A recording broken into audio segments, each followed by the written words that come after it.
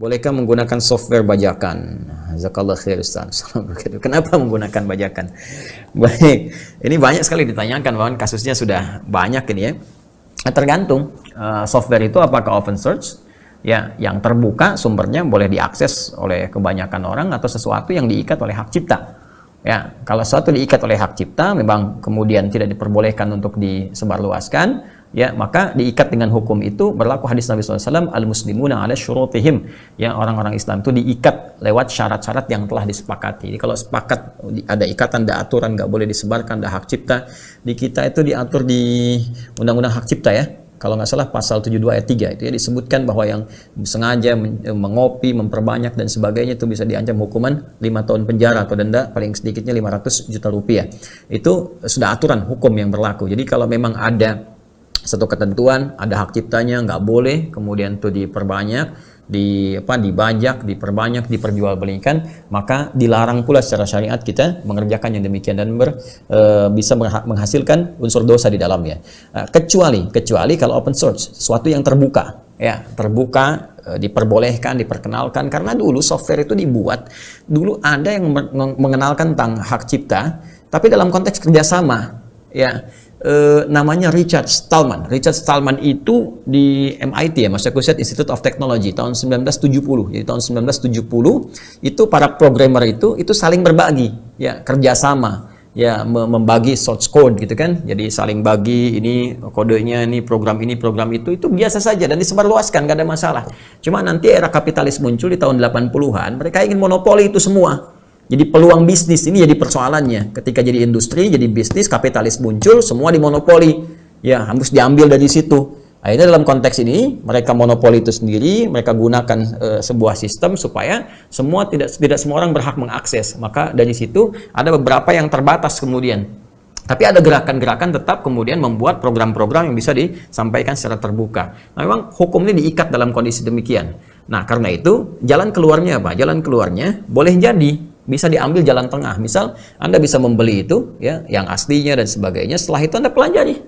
Anda buat versi Anda misalnya. Ya, tidak harus mengambil nama yang sama, ya, atau tidak harus mengambil utuh seperti itu serupa langsung di copy. Ini tidak, Anda pelajari, bikin seperti Anda buat versi Andanya, ya kan? Nah, dari situ minta pengesahan lalu Anda sebarluaskan, boleh. Itu hal yang lumrah. Dan monopoli tidak dibenarkan dalam konteks kebutuhan hajat orang banyak.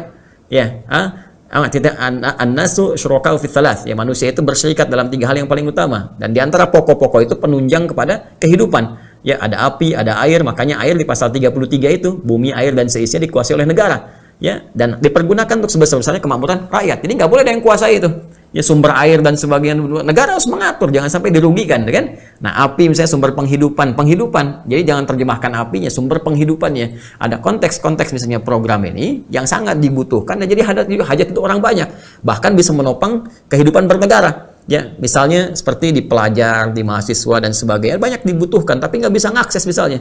Ya, kecuali ini bisa diperbanyak dengan kondisi-kondisi tertentu. Maka ada namanya Syekh Abdullah bin Zaid bin Bakar dalam kitab Fiqh Nawazil, pada kondisi itu menjadi kebutuhan yang sangat urgen dan sifatnya banyak dibutuhkan hajat hidup orang banyak, maka itu diperbolehkan, tidak ada alasan menggunakan itu semua dan tidak ada monopoli di dalamnya. Sepanjang untuk kepentingan pribadi, bukan untuk diperjualbelikan. Ya, bukan untuk diperjualbelikan. Ya, jadi itu poinnya. Jadi ambil jalan tengahnya. Syekh Utsaimin itu pernah mengambil jalan tengah. Beliau mengatakan boleh menggunakan semacam software tadi istilahnya bajakan, tapi untuk kepentingan pribadi sepanjang hajatnya sangat dibutuhkan, nggak bisa mengakses pada yang paling utama lagi karena tidak ada kesanggupan padanya, dan bukan untuk diperjualbelikan. Kalau mau diperjualbelikan, ya Anda belajar, copy paste, bawa, bikin yang terbaik lagi, lebih bagus, sebarkan. Seperti orang-orang Cina misalnya bikin dan sebagainya, dia datang ke satu tempat, dia lihat teknologinya, balik lagi, dia bikin, kan? Kemudian dengan namanya dan sebagainya, gitu kan? Nah, kalau itu terjadi dan negara kemudian membenarkan, negara misalnya mengatur, boleh nih orang-orang belajar ke Jerman, belajar ke Amerika, belajar teknologinya, pulang-pulang ke Indonesia dia bikin handphone lebih bagus misalnya, ya, dari merek tertentu, kan? Kemudian pesawat dan sebagainya bikin dan seterusnya, itu support oleh negara, sebarkan, bikin di kita, kembangkan, maka itu sangat luar biasa. Jangan sampai terjadi seperti yang Habibie dulu, kan? Ya, bikin pesawat sudah bagus dan sebagainya, tiba-tiba dimatikan karena kepentingan tertentu. Nah, itu kita harus bikin Habibie baru.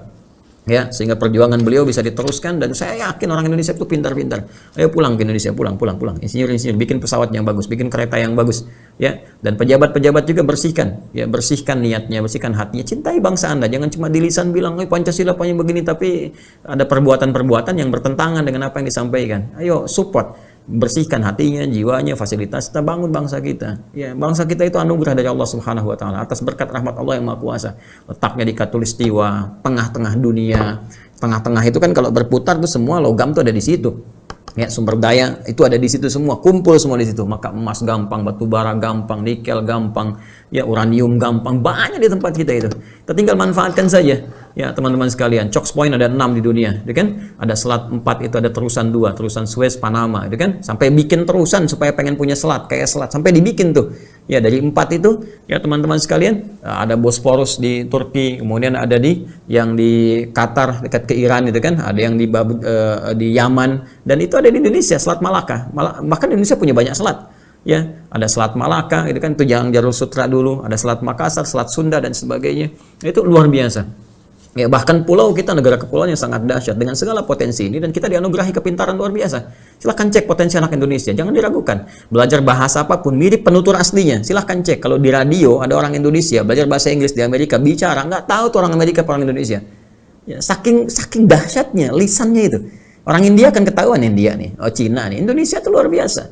Ya, belajar siapa yang melakukan orang Indonesia? Di mana ada sistem SKS? Ya, orang belajar 3 bulan kalah sama orang Indonesia yang belajar semalam. Sistem kebut semalam. Sekarang nggak semalam lagi, 1 jam. Anda bayangkan, di kuliah duduk paling belakang, nggak pernah nanya, ujian nilai 10. Itu potensi, walaupun jangan seperti itu. Ya, jangan seperti itu ya. Jadi saya kira tadi kesimpulannya, jika itu open source maka dibolehkan, jika tidak open source maka dilihat apakah itu jadi hajat hidup orang banyak yang sekiranya bisa digunakan untuk kepentingan pribadi, bukan untuk diperjualbelikan. Kalau diperjualbelikan maka kembali kepada hukum-hukum asalnya. Ya ayyuhalladzina amanu la taqulu amwalakum bainakum bil batil. Hai orang-orang beriman, jangan kamu bertransaksi makan harta di antara kalian dengan cara yang salah. Illa an takuna tijaratan antara minkum, kecuali jika terjadi proses jual beli, perdagangan yang saling meridai satu dengan yang lainnya. Demikian Allah tegaskan di Quran surah An-Nisa tersebut. Wallahu taala alam bissawab.